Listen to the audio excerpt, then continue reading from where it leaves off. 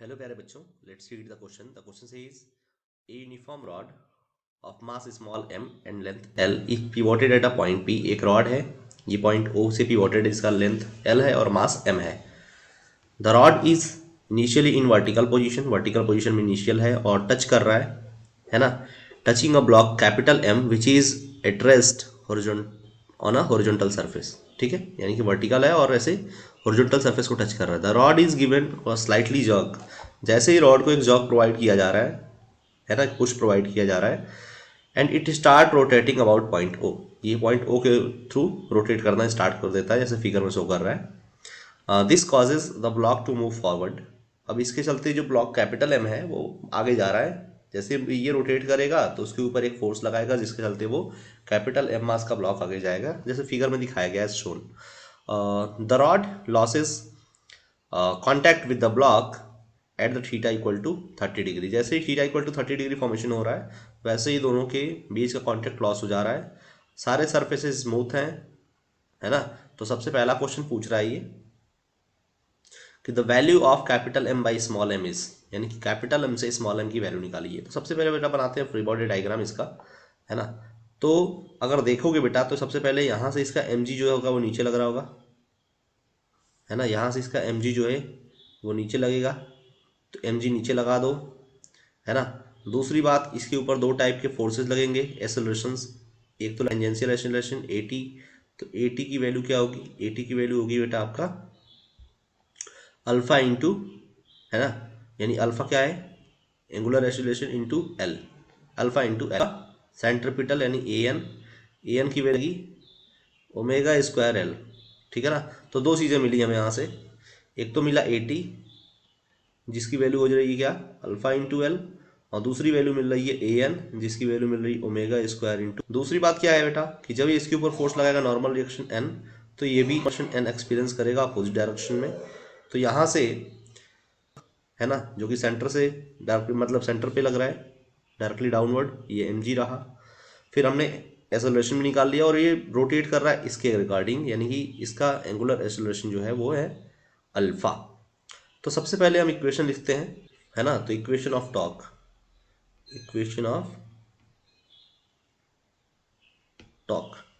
तो क्या आता है?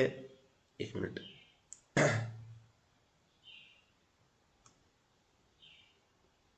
ये आएगा आपका mg times of L cos theta, है ना, L/2 कॉस थीटा. ये L/2 कॉस थीटा कैसे आया? लेट्स गो फॉर दिस, है ना. इसके लिए क्या करेंगे आप, अगर देखेंगे यहाँ पे, तो अगर हम फ्री बॉडी डायग्राम इसका बनाए तो ऐसा कुछ डायग्राम बनेगा. ये नॉर्मल, ये ब्लॉक, ठीक है, ये आपका थीटा 30 डिग्री. अब जो वैल्यू मिलेगी आपकी वो सेंटर से ये नीचे मिलेगा आपका क्या? mg.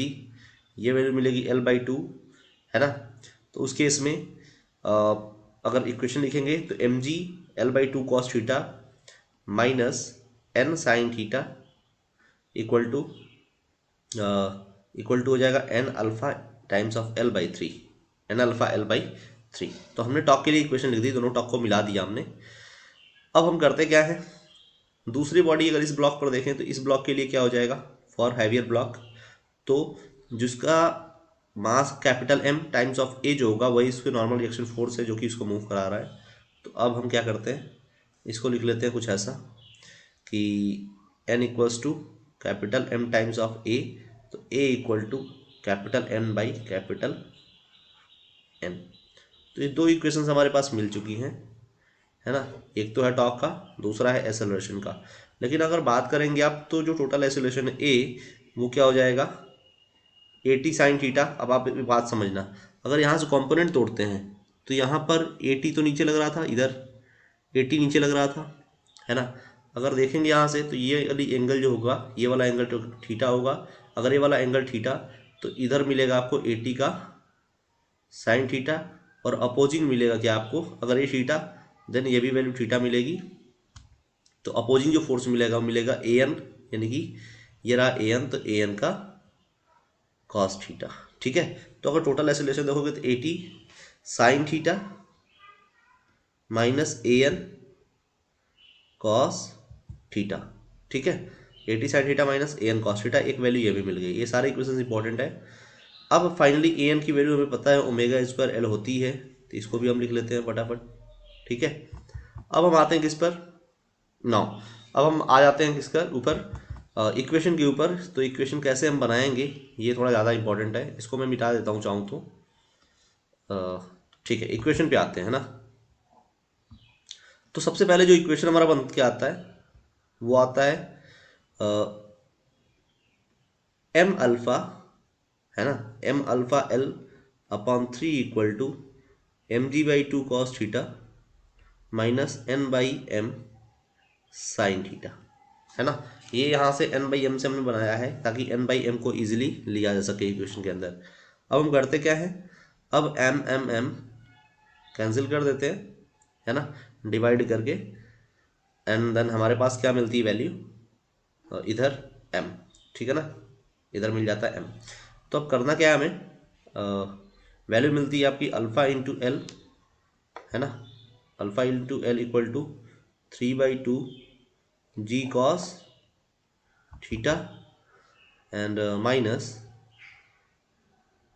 3n/m साइन थीटा, ठीक है।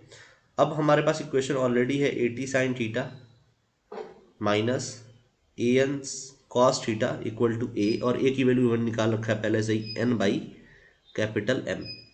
अब हम यहाँ से इसको रिलेट कर सकते हैं, और यहाँ से रिलेट करने के बाद जो इक्वेशन बनता है उसको हम लिखेंगे सबसे पहले।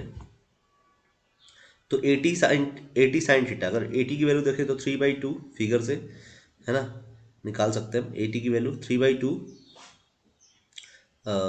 जी cos theta sine theta minus 3n/m sine sine square theta equal to क्या हो जाएगा, एन बाई प्लस माइनस करेंगे, सॉरी, अब क्या करेंगे हम, माइनस करेंगे किसको, माइनस करेंगे हम ए एन कॉस थीटा को। तो ए एन कॉस थीटा की वैल्यू क्या मिलेगी, ए एन कॉस थीटा की वैल्यू मिल जाएगी आपकी M G 1 - sine theta into cos theta upon small m/3 plus capital M sine square theta equal to